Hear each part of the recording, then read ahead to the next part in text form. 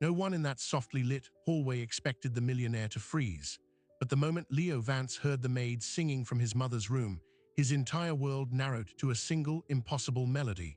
It was the lullaby his terminally ill mother used to sing to him, a song no one else could know. And before the final note faded, he was on the phone with his lawyer, preparing to rewrite his mother's will to include the woman paid to care for her. Leo Vance had built a $50 million real estate empire by trusting nothing but numbers and contracts. But his mother's terminal diagnosis shattered that logic. He moved her home, hired a private nurse, Maria, to provide round-the-clock care. It was a transaction until the night a forgotten lullaby echoed down the hall. Now a single song has thrown a lifetime of inheritance plans into chaos, forcing one brutal question. Was this an act of profound compassion or the beginning of the oldest con in the book?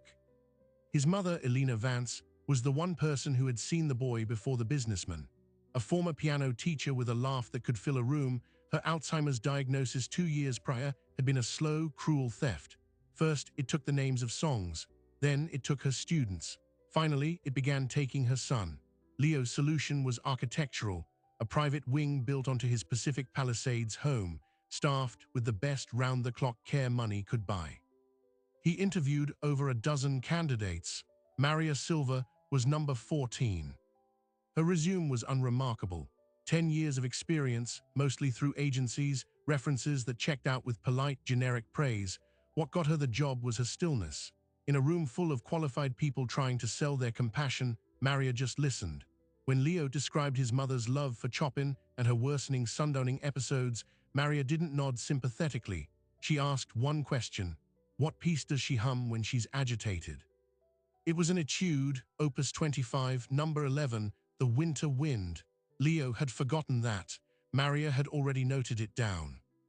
For the first month, it was a perfect transaction. Maria's routine was impeccable. Medications at 7, 3, and 9. Gentle walks in the garden at 10. Music therapy after lunch. Leo monitored it all through a discreet camera system he'd installed in the common area, a fact he'd disclosed in the contract. He saw kindness, certainly. He saw professionalism, but he saw nothing that couldn't be explained by a substantial bi-weekly paycheck. The change started in small, almost invisible strokes. Leo began finding printed photos by his mother's bedside, not old family pictures but new ones, a close-up of a rose from the garden, its petals beaded with morning dew, a snapshot of the sunset from her window, taped to the wall where she could see it from her pillow. When he asked Maria about them, she simply said, "She likes to have beautiful things to look at. It gives her day anchors." Then came the music. Not just playing recordings, but Maria sitting at the small keyboard in the corner, picking out simple melodies. Elena, who had grown withdrawn, would sometimes turn her head, a flicker in her clouded eyes. Leo's sister, Amanda, saw it differently. She lived in New York, but her weekly video calls were prosecutorial. "She's building a narrative, Leo," Amanda warned, her loyalty tone slicing through the phone. "The devoted caregiver, the only one who understands mom. I've seen this play out in estate disputes. It's called testing the waters." Amanda reminded him of their mother's existing will, a straightforward document leaving the estate split evenly between her 2 children, with a small trust for grandchildren. It was solid, it was fair. It had been drafted 5 years ago, before the diagnosis. "Do not let that woman get any ideas," Amanda said. "People prey on the vulnerable. It's a statistical fact." Leo dismissed it as his sister's natural cynicism. His concern was medical, not financial, until the first legal warning. During a quarterly review with his estate lawyer, David Chen, Leo mentioned, offhand, how comforting Maria's presence seemed to be for his mother. David put down his pen. "Leo," he said carefully. "In the state of California, any testamentary gift to a non-family member who provided care within 90 days of signing creates a rebuttable presumption of undue influence. That's legalese for guilty until proven innocent in probate court." He slid a printout across the desk. It detailed a case where a caregiver had inherited $450,000 from a client, only for the family to successfully overturn it, arguing the client wasn't of sound mind. "If your mother were to, hypothetically, want to leave Maria anything," David said, "the courts would assume Maria manipulated her. The burden of proof would be on Maria to prove she didn't. It's a brutal, expensive process, and it tears families apart. Leo left that meeting unsettled. The numbers of his world, property values, profit margins, were being invaded by the messy, unquantifiable variable of human emotion. He started paying closer attention.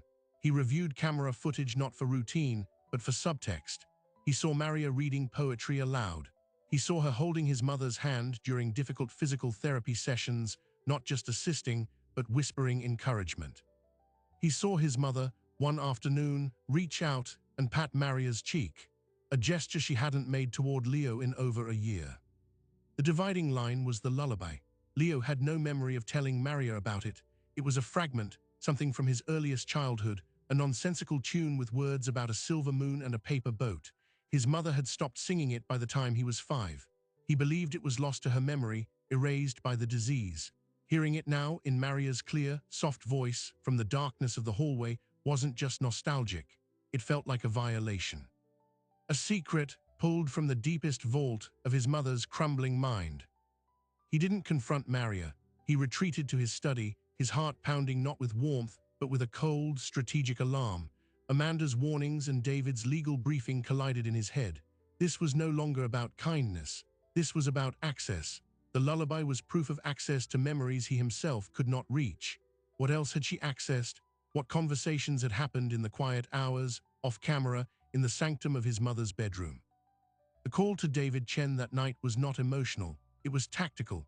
His instructions were precise: draft a codicil to his mother's will, a one-time $50,000 bonus for exemplary care to be paid upon his mother's passing. It was generous, above board, and most importantly, controlled asterisk. It would, in his mind, honor the service while slamming the door on any larger expectations.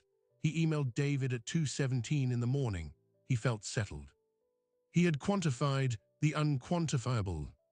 The next day, he planned to have a formal, recorded conversation with his mother, with David present via video link, to confirm her understanding and wishes. It was the legally prudent step, but when he entered her room that morning, he found a scene that dismantled his plan. His mother was propped up, more alert than he'd seen her in months. On her lap was a large, leather-bound photo album Leo hadn't seen in decades. Maria was sitting beside her, pointing to a picture of a young Leo, no more than 3, sitting at a miniature piano. His first duet, his mother said, her voice a fragile thread. She looked at Maria, not at Leo. He played the black keys, I played the white ones, we made quite the racket. She turned the page, and there it was, a faded crayon drawing of a boat under a crescent moon.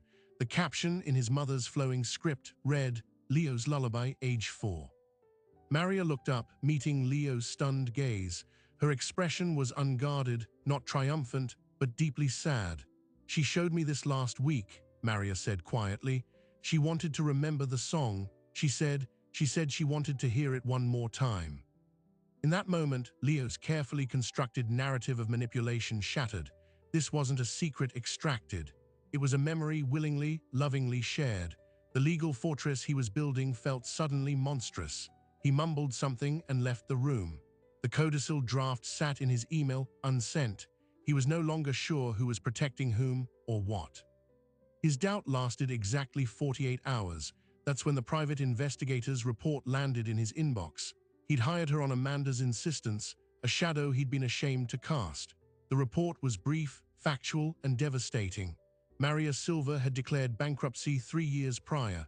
Her listed reason, catastrophic medical debt for a dependent whose name was redacted in the public filing. Furthermore, her employment history showed an 8-month gap 2 years ago, coinciding with the foreclosure of a small condo she'd owned. The final line of the report was a cold splash of water. Subject currently resides in a converted garage apartment in Canoga Park. Landlord confirms she is 2 months behind on rent. Every generous impulse curdled into suspicion. The photos, the music, the lullaby, were they acts of compassion or calculated campaign by woman facing financial ruin? The kindness felt suddenly like the most expensive currency of all. Leo stood at a cliff's edge, looking at 2 irreconcilable truths: the woman who had brought his mother back to life, and the woman who had every material reason to secure a lifeline of her own. He picked up the phone, This time, he didn't call his lawyer. He called the investigator back. His instruction was a single, quiet sentence that would change everything. Find the dependent. The dependent's name was Sophia, age 8. The investigator, a woman named Claire with a voice that never wavered, delivered the facts in a sterile downtown office 2 days later. Sophia Silva was Maria's daughter, born with a rare congenital heart condition requiring 3 open-heart surgeries before her 5th birthday. The medical debt, close to $900,000 after insurance, explained the bankruptcy. The foreclosure followed when Maria took extended leave from work to be her daughter's full-time caregiver. The current rent arrears coincided with Sophia's most recent hospitalization for a serious infection, a common vulnerability post-surgery. Leo stared at the photo clipped to the report, a little girl with dark, intelligent eyes and a shy smile taken in what looked like a hospital playroom.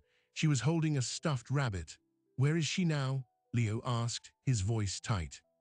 "Children's Hospital Los Angeles. She was discharged yesterday back to the apartment. The condition is managed but not cured. She'll need a 4th surgery, likely within 2 years. Estimated cost with the best pediatric cardiac team is north of $300,000 out of network." Claire paused, then added the final piece. "Maria works the night shift at a 24-hour diner on Topanga Canyon, 11 p.m. to 7 a.m., 4 nights a week. She comes directly to your home for her day shift with your mother. She averages 4 hours of sleep in her car between jobs." The arithmetic of Maria's life was devastating. It was a ledger of survival, every minute accounted for, every dollar fought for. The $50,000 codicil he'd considered, it was a down payment on her daughter's life. The inheritance from a wealthy, terminally ill patient, it was a future. Leo's suspicion didn't evaporate. It mutated into a more profound, more terrifying uncertainty. Was he looking at a master manipulator or a mother in a desperate, soul-crushing corner? He didn't tell Amanda. He knew exactly what she would say, the perfect sob story, the ultimate leverage. Instead, he did something impulsive. He drove to Canoga Park. The converted garage was behind a faded stucco house, accessible by a narrow concrete path. A single window, covered by a thin curtain, glowed with warm light. He parked down the street, watching. He saw Maria arrive just after 7:30 in the evening, looking exhausted in jeans and a sweatshirt, her caregiver's uniform in a bag over her shoulder. She didn't go inside immediately. She sat on the single step by the door, head in her hands, for a full 5 minutes. It was the posture of someone gathering the very last of their strength. Then she stood, squared her shoulders, painted on a smile, and opened the door. Through the window, Leo saw a small figure run into her arms. He drove away, his hands gripping the wheel. He was no longer an employer assessing a risk. He was a witness to a silent war. The next morning, he arrived at his mother's suite earlier than usual. Maria was already there, helping Alina with her morning tea. The air between them was easy, familiar. His mother pointed a trembling finger at a sparrow on the windowsill. "Look, Maria, a visitor." "I see him," Maria said, her voice soft. "He's come for the seeds we left." It was a tiny, constructed moment of peace. Leo felt like an intruder. He cleared his throat. "Maria, a word in the study." Her smile faded into professional neutrality. "Of course." In the wood-paneled room, he didn't sit behind his desk. He leaned against it, facing her. He skipped the preamble. "I know about Sophia." All the color drained from Maria's face. The careful mask she wore, competent, calm, detached, shattered. Raw fear flooded her features. It was the look of someone whose last sanctuary had been breached. She took a step back, her arms crossing defensively. "Mr. Vance, my personal life has never affected my work. You have my word." "That's not why I'm asking," Leo said, and he was surprised to find he meant it. "I'm asking because you're working 2 brutal jobs. You're sleeping in your car. You're here, giving my mother a level of care I couldn't buy with 10 times your salary. Why? You could find an easier, higher-paying private nursing job in a heartbeat." Maria's eyes flickered with a storm of emotions, shame, defiance, exhaustion. She looked at the floor, then back at him, her gaze steadying. "Your mother," she said quietly, "reminds me of my abuela. The way she talks about music, the stories. When I'm here, it's not just a job, it's a respite. Sophia is stable right now, but when she's in the hospital, the world is all beeps and bad news." Here there's quiet, there's kindness. Your mother, even on her hardest days, thanks me. She remembers my name. In my world, that's a gift." It was an answer he hadn't anticipated. He was offering her a chance to plead her financial case, to justify any potential manipulation, and she was telling him this job was her emotional sanctuary. The transaction was reversed. He was speechless. Then she delivered the blow. "I know what you must think. I'm not a fool. I've seen the camera. I've met your sister on the calls. I know about the presumption of undue influence." The legal term in her mouth was chilling. She had done her homework. "I want you to know, Mr. Vance, I have never and will never speak to your mother about money or wills or anything of the sort. My daughter needs many things, but I will not buy her future with someone else's dignity. If the time comes and you feel my care has earned a bonus, I will accept it with gratitude, but I will not ask, and I will not hint." She turned to leave, then stopped at the door. Without looking back, she said, "The lullaby, she taught it to me last month. She said it was her favorite memory. She made me practice until I got the notes right. She wanted to hear it one last time from someone else's voice. She said it would make it real again." Then Maria was gone, leaving Leo alone in the silence of his own judgment. He was still there an hour later when his phone rang. It was David Chen, his lawyer. "Leo, we have a problem. Your sister Amanda just retained her own counsel in New York, a firm that specializes in fiduciary litigation and elder abuse. She's formally petitioning the court to have a guardian ad litem appointed for your mother, citing concerns about undue influence in the home environment. She's requesting an emergency hearing." Leo's blood ran cold. A guardian ad litem is a court-appointed neutral person who investigates and represents the best interests of someone deemed potentially incapacitated. It is a nuclear option in family law, a declaration of war. It would mean strangers assessing his mother's mental state, dissecting Maria's every action, and effectively putting Leo's stewardship of his mother's care on trial. "On what grounds?" Leo demanded. "On the grounds of the significant emotional bond between your mother and a paid caregiver, coupled with the caregiver's known financial distress. She's citing the California precedent. She's also alleging you are willfully blind to the risk because of your own emotional attachment to the caregiver's situation." The walls were closing in. Amanda had connected the same dots as the investigator, but she had drawn a very different picture, and she was acting with the swift, brutal efficiency of a corporate lawyer protecting an asset. Leo's charitable impulse, his moment of human connection with Maria, was now being weaponized as evidence of his negligence. "I need you to fire Maria," David said, his tone grim but practical. "Today, it's the only clear, defensible action that removes the alleged influence from the home. We can offer a generous severance, but she has to go. It's the first thing the court will expect, and if we don't do it preemptively, the guardian will order it." Fire her, Toss, the woman who had brought light back into his mother's eyes, who was fighting for her own daughter's life, out onto the street to appease a legal threat. The moral equation was impossible, but the legal one was brutally simple. "I can't," Leo said, the words feeling weak. "Leo, if you don't, the court will, and then it gets worse. The guardian will have broad powers. They could restrict your visitation. They could move your mother to a facility for safekeeping. They will audit every dollar you've spent on her care. This is not a bluff. This is the playbook." Leo ended the call. He walked to the window overlooking the garden. He saw Maria pushing his mother in a wheelchair along the path, stopping to point at a blooming hydrangea. His mother's hand reached up, patting the hand Maria had rested on her shoulder. It was a gesture of pure, uncomplicated trust. He had to make a choice: protect his mother's fragile peace or protect his family from a legal nightmare, honor a debt of the heart or obey the cold logic of the law. He made his decision. He called his assistant. "Cancel all my meetings for the rest of the week and get me the number for the best elder law litigator in the state, not David, someone who fights." He wasn't going to fire Maria. He was going to war with his sister. The retainer for the new lawyer, a formidable woman named Iris Thorne, was $250,000. Her first advice was to strike back hard and fast. "We file a counter-petition," she said, her voice like ground glass. "We allege that Amanda is engaging in abusive litigation, motivated by greed and a desire to control the estate preemptively. We demand she cover all legal costs. We also immediately petition for your mother to be evaluated by a neurologist of our choosing to establish her testamentary capacity, now asterisk. If she's deemed capable, she can sign a new will today in front of witnesses and video, shutting this down. It was an aggressive, scorched earth strategy. It would burn the bridge with his sister to ash. Do it, Leo said.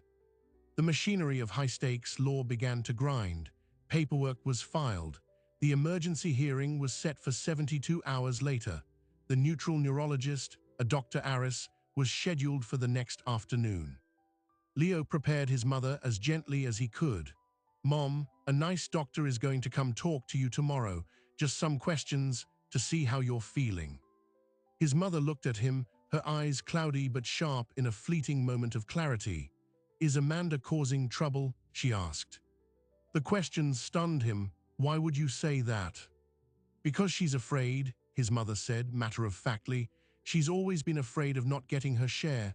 Tell her the music box is hers, the one from Paris. She always loved it. Then the clarity faded, and she was back to watching the birds.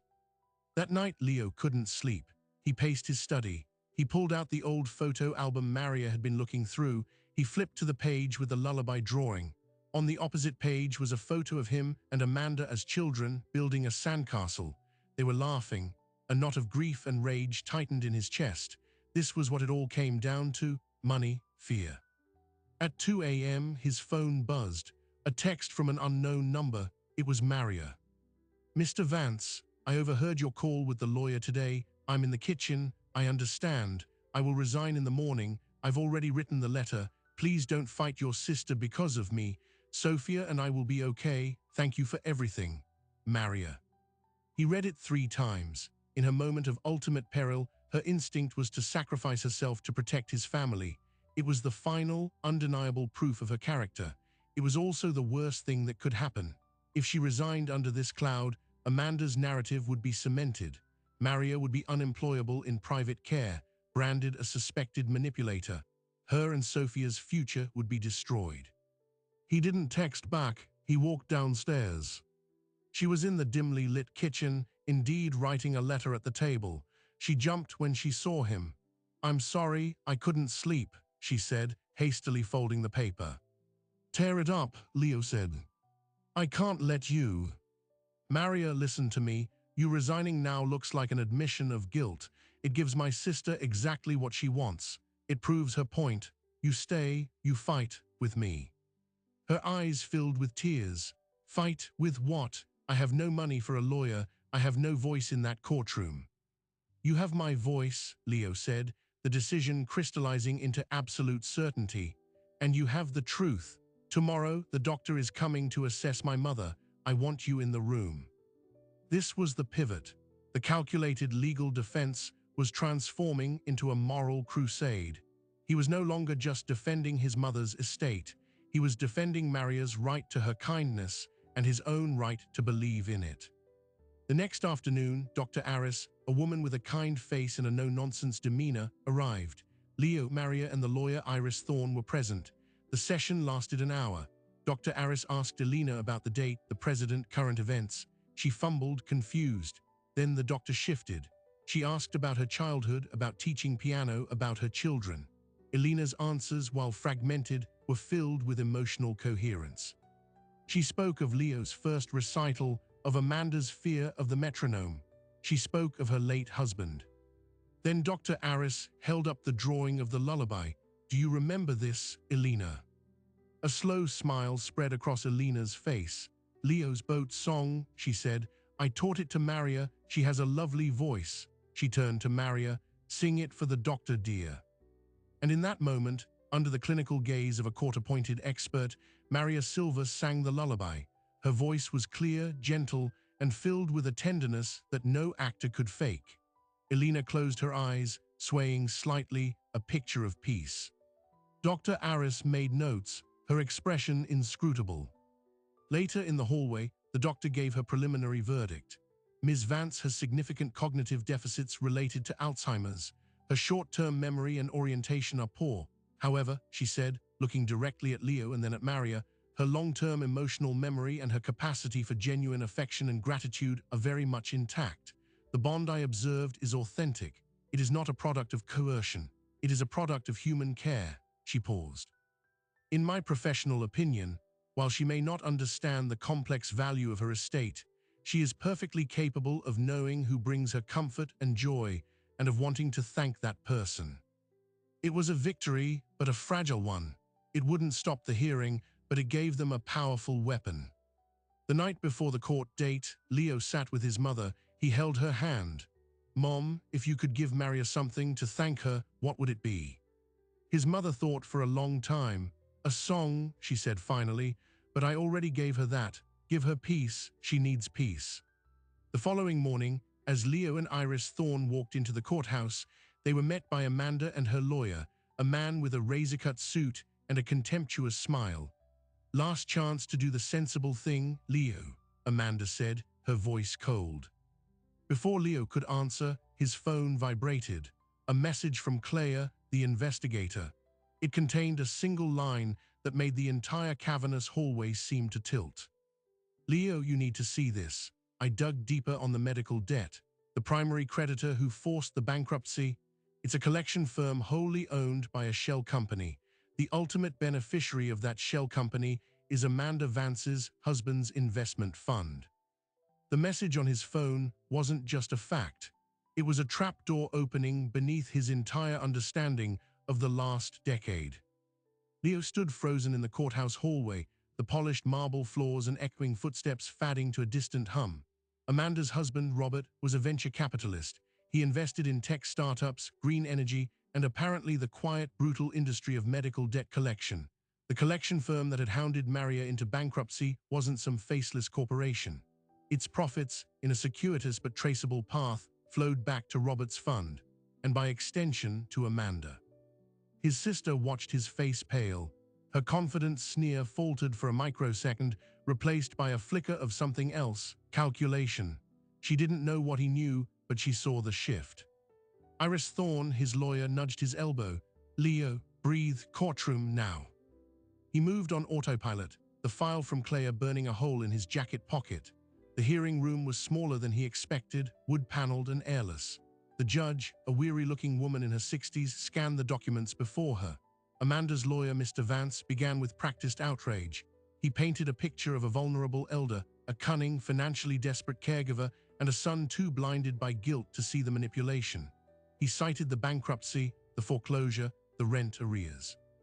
He called Maria's care performative empathy, a long con designed to access the Vance fortune. He requested the guardian ad litem be appointed immediately and that Maria Silva be removed from the home pending a full investigation. When it was their turn, Iris Thorne stood. She didn't argue about Maria's character. She went straight for the legal throat. "Your Honor, this petition is not about protecting Elena Vance. It is about preemptively controlling a multi-million-dollar estate. The petitioner, Amanda Vance, stands to gain financially by preventing any alteration to the current will, which splits assets evenly between herself and her brother. She has manufactured a crisis where none exists." She then submitted the report from Dr. Aris, highlighting the finding of authentic, uncoerced affection. She placed the photo album on the clerk's desk, open to the lullaby drawing. The so-called secret lullaby was a shared memory, a gift from a mother to her caretaker. This is not undue influence. This is human connection. The judge listened, her expression unreadable. Then she spoke.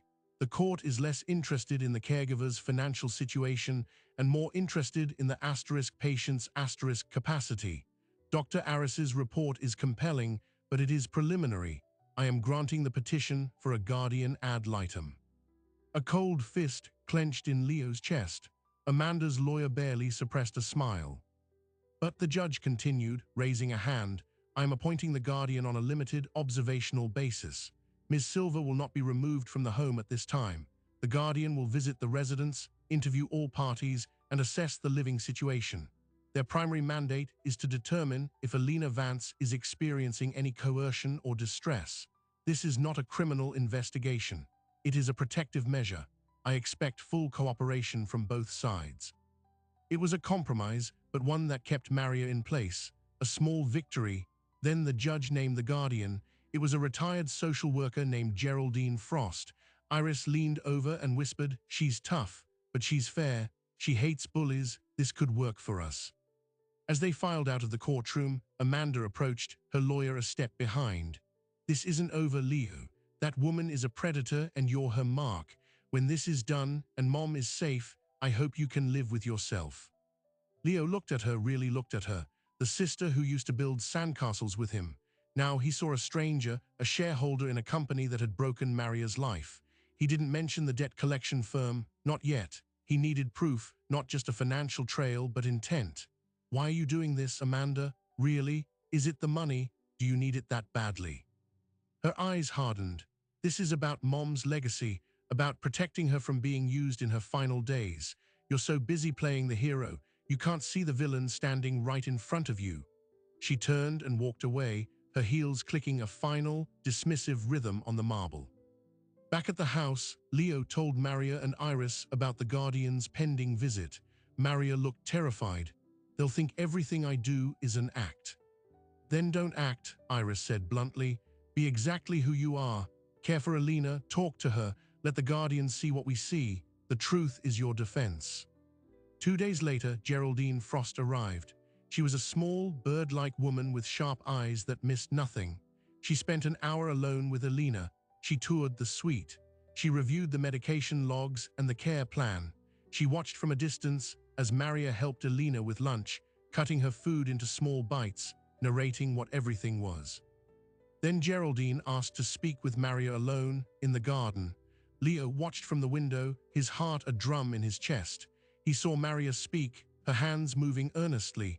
He saw Geraldine listen, her head tilted. He couldn't hear a word. After an hour, Geraldine requested to see Leo in his study. She sat, placing a small notebook on the table. "Mr. Vance, your mother is receiving exceptional care. The environment is calm, loving, and safe. Her cognitive deficits are severe, but her emotional well-being is, frankly, better than I see in many fully cognizant individuals in similar facilities." Leo felt a surge of hope. "So you'll recommend dismissing the petition?" Geraldine held up a hand. "I didn't say that. The care is not in question. The asterisk relationship is. The bond between your mother and Ms. Silver is intense. It is, as your doctor noted, authentic. But authenticity does not negate risk. Ms. Silver is in dire financial straits. Your mother is immensely wealthy and impressionable. The law exists for this exact scenario. My question to you is, what are your asterisk intentions?" The question blindsided him. "My intentions. Towards Ms. Silver, you clearly feel a debt of gratitude, perhaps more. Are you planning to provide for her financially, a bonus, a gift, an inheritance?" Leo was silent. The codicil, the unspoken promise he'd felt in his heart. "I believe she deserves recognition, significant recognition." Geraldine nodded slowly. "If you do that, Mr. Vance, especially now, during this litigation, it will be seen as proof of collusion. It will validate your sister's entire case. You will lose custody of your mother, and Ms. Silver will likely face civil, if not criminal, investigation for elder financial abuse." The room felt suddenly colder. "So I'm supposed to do nothing, to let this kindness go unrewarded?" "Until this is settled, yes. That is the legally prudent course. Reward her later, anonymously if you must, but not now." She closed her notebook. "My report will state that no current coercion is evident, but that the significant power imbalance and financial disparity create a persistent risk that warrants ongoing supervision. I will not recommend Ms. Silver's removal, but I will also not recommend the petition be dismissed. The court will likely keep the guardian in place for the duration." It was a stalemate, a permanent state of suspicion.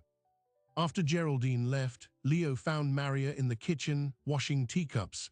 Her shoulders were slumped. "She thinks I'm a risk," Maria said softly, not turning around.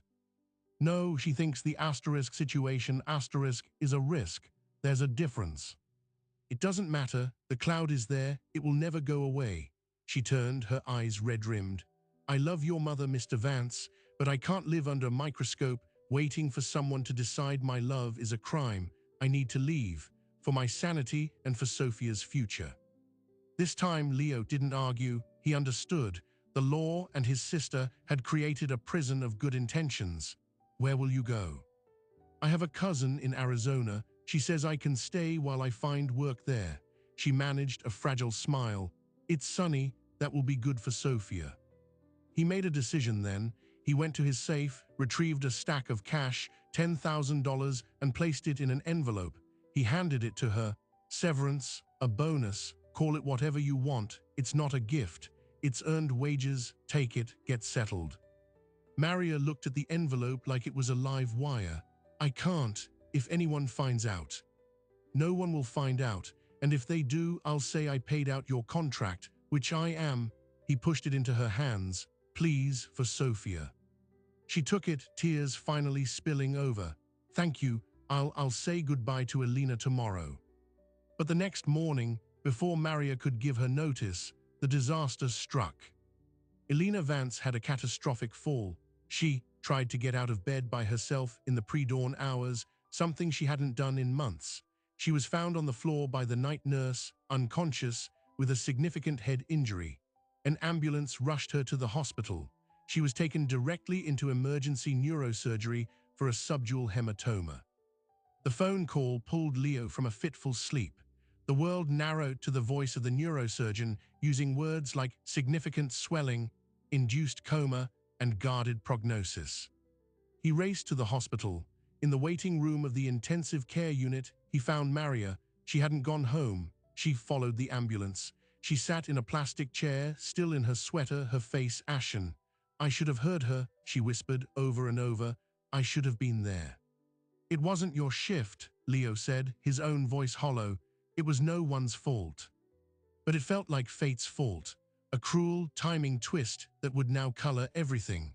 When Amanda arrived, flying in from New York, she took one look at Maria in the waiting room and exploded.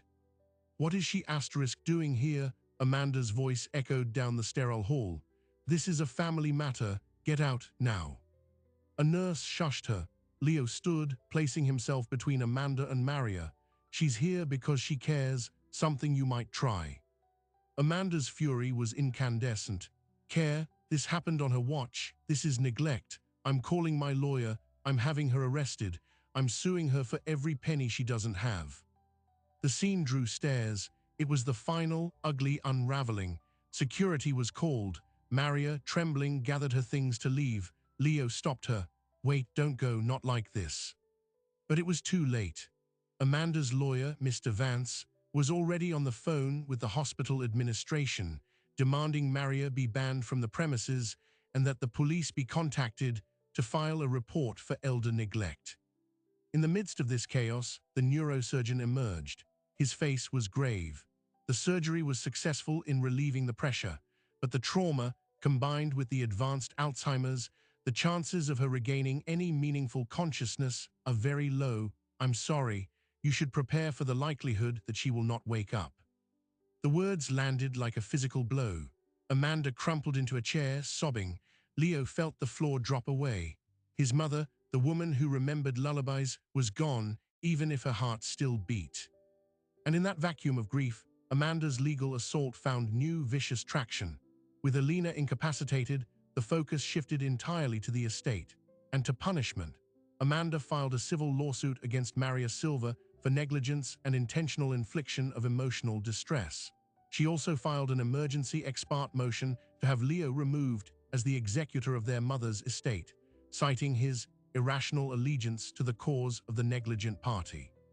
Leo was now fighting on two fronts, for his right to oversee his mother's affairs and to protect Maria from financial annihilation.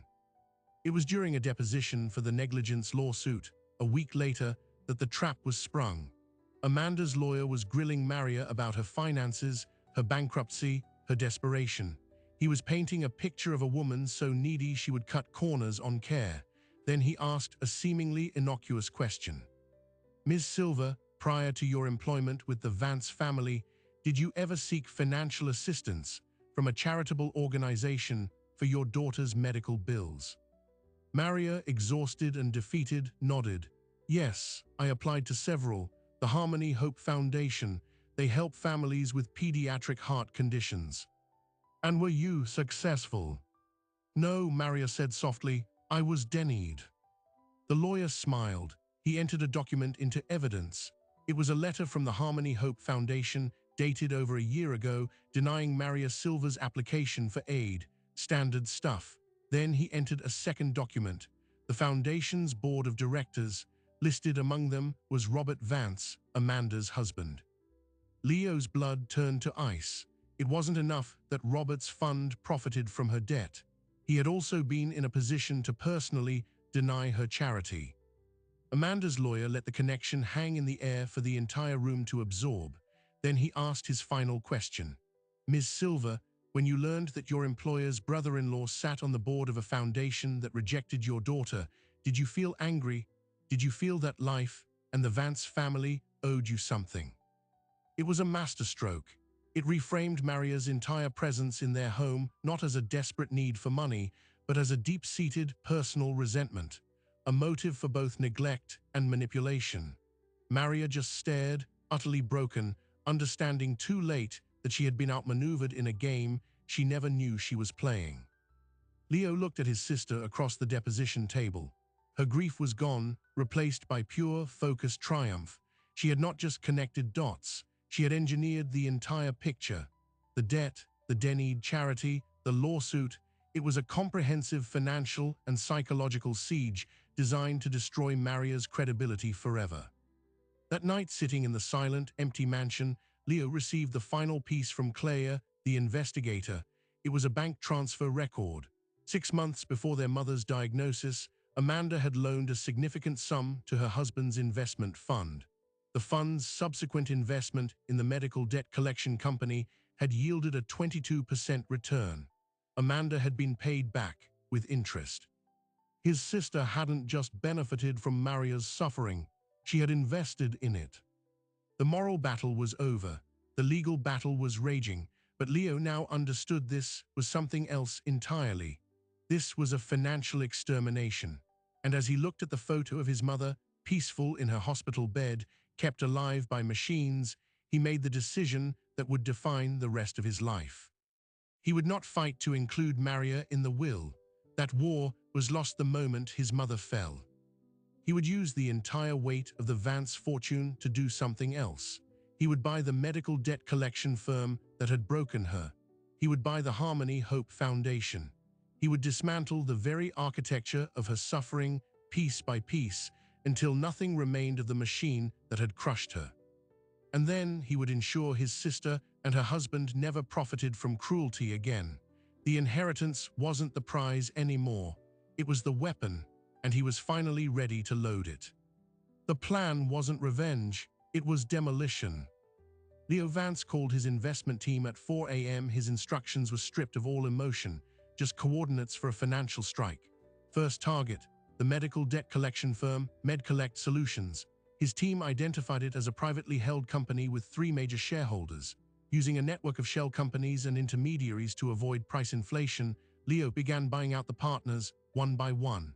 The first accepted an offer of $12 million, a 30% premium. The second held out for 15. The third, the majority holder, refused to sell, until Leo's lawyers presented him with a dossier detailing his firm's violations of the Fair Debt Collection Practices Act, evidence compiled from the ruins of Maria's life and hundreds of other cases. The sale closed for $22 million. The entire process took 9 days. Leo now owned the company that had broken Maria Silva. His first act as sole proprietor was to order the immediate deletion of all debts under $25,000 that were over 5 years old, and the forgiveness of all debt held for families with critically ill children. Maria's $900,000 burden vanished from the ledger with a keystroke. It was a line item in a mass forgiveness program he named the Alina Initiative. The second act was to liquidate the company's assets and dissolve it entirely. The brand, the phone numbers, the threatening letterhead, all were scrubbed from existence. The profits from the liquidation, roughly $7 million, were placed into a trust to fund the initiative further. The second target was the Harmony Hope Foundation. This was trickier. It was a non-profit. You can't buy a charity, but you can reshape its board and redirect its mission. Leo made the largest single donation in the foundation's history, $5 million. The stipulation was a complete overhaul of the board of directors and the grant approval process. Robert Vance, Amanda's husband, was quietly removed during the next quarterly meeting, citing a conflict of interest due to the ongoing family litigation. New board members, selected for their expertise in pediatric care and social work, were installed. The first new grant approved was for Sophia Silva, covering the full $300,000 estimate for her future surgery, plus living expenses for Maria during recovery. Leo did all of this from his mother's hospital room. Elena Vance lingered in a twilight state, her body sustained by machines, her mind somewhere far away. He held her hand and told her what he was doing. He didn't know if she could hear, but it felt like the only honest accounting he could give. Amanda's legal assault, meanwhile, began to crumble under its own weight. The negligence lawsuit against Maria was dismissed by a judge who reviewed the hospital's incident report and the night nurse's testimony, finding no evidence of neglect. The motion to remove Leo as executor was denied, as the court found Amanda's motives to be primarily financial and suspiciously timed. The guardian ad litem, Geraldine Frost, submitted her final report. It was a devastating document for Amanda. It stated that while the emotional bond between Elena and Maria created a theoretical risk, the only demonstrable financial coercion in the situation appeared to originate from the petitioner's own family through their indirect ties to the caregiver's debts. The report recommended the petition be dismissed with prejudice. Amanda was not just losing, she was being exposed. She came to the hospital one last time. She found Leo in the family lounge. The fury was gone, replaced by a cold, weary resentment. "You destroyed Robert's position. You humiliated us." "I dismantled a system you profited from," Leo corrected, his voice quiet. "You invested in a company that profited from a woman's suffering while your husband denied her charity. You then used that suffering as a weapon. That's not business, Amanda. That's predation. It was an investment. We didn't know the details. You didn't want to know because the return was good." He handed her a single sheet of paper. It was a copy of the bank transfer, her loan to Robert's fund. "You knew enough to get your cut." She stared at it, her face hardening into a mask.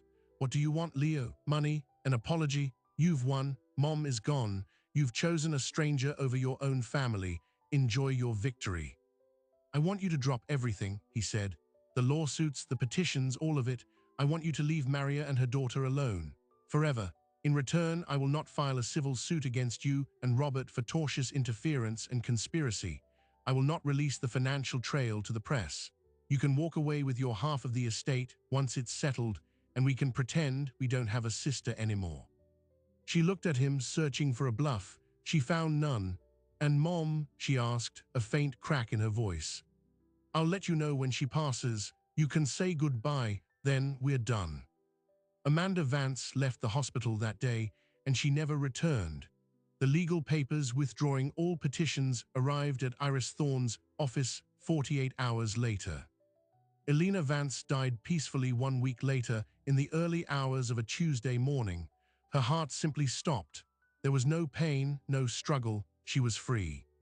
The reading of the will was a small, tense affair in David Chen's office. Amanda attended via video link from New York, her face a blank screen. The will was the old one, dividing the estate evenly. There were no surprises until David cleared his throat. There is, however, a separate document, a letter, handwritten by Elena Vance, dated approximately 6 months ago and given to me for safekeeping. She was insistent it not be opened until after her passing. He slid the letter across the table to Leo. The handwriting was shaky, but recognizably his mother. "My dearest Leo, asterisk. If you are reading this, my long goodbye is finally over. Do not be sad. I have had a wonderful life and a beautiful son. I know there is trouble with Amanda. I know about the kind woman, Maria, who sings to me. I may forget many things, but I have not forgotten the heart. I hear the love in her voice. It is the same love I felt when I sang to you. I cannot change the will. That would cause more trouble for her and for you. The law is a clumsy instrument for the heart. So I am leaving you this letter and my moral instruction. You have always known what is right.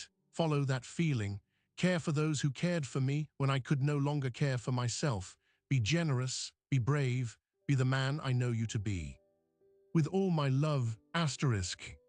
Mom, asterisk. Leo folded the letter, his eyes burning. It was the permission and the validation he hadn't known he needed. The will gave him his share, but this letter gave him his purpose. The estate was settled.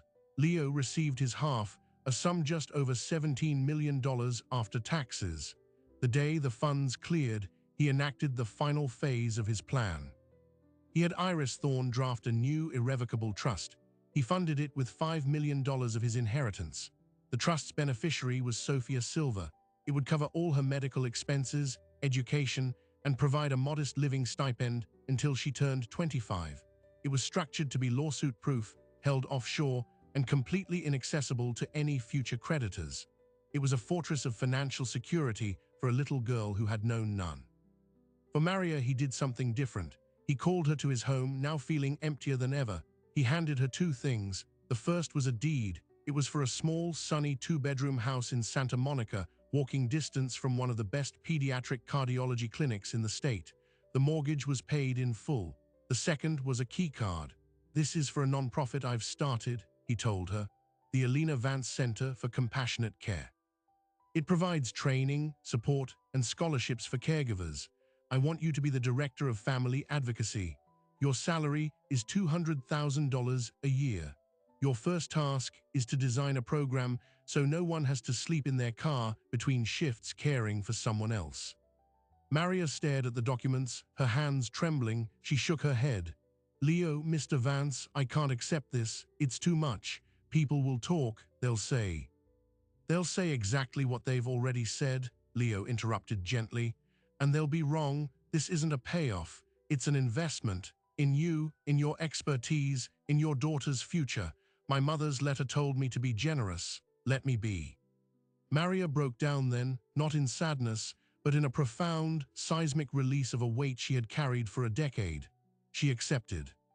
The final surprising detail emerged a month later, during the move into the new house. As Maria was unpacking a box of Sophia's things, she found an old, water-stained notebook at the bottom. It had belonged to her grandmother. Flipping through it, she found sheet music, handwritten, songs from Mexico. And there, on the last page, was a simple melody with handwritten lyrics in Spanish. A lullaby about a silver moon and a paper boat. The melody was identical, note for note, to the one Elena Vance had sung to Leo. Maria brought the notebook to him.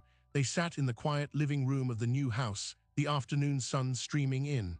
My abuela used to sing this to me, Maria said, her voice full of awe. She said her mother sang it to her. It came from her village. I never made the connection, the words are different, but the tune. Leo looked at the old notation, then at Maria. The lullaby had crossed oceans and generations, finding its way from a small Mexican village to a piano teacher in California, and now, full circle, back to a woman whose roots were in that same soil. It wasn't just a shared memory.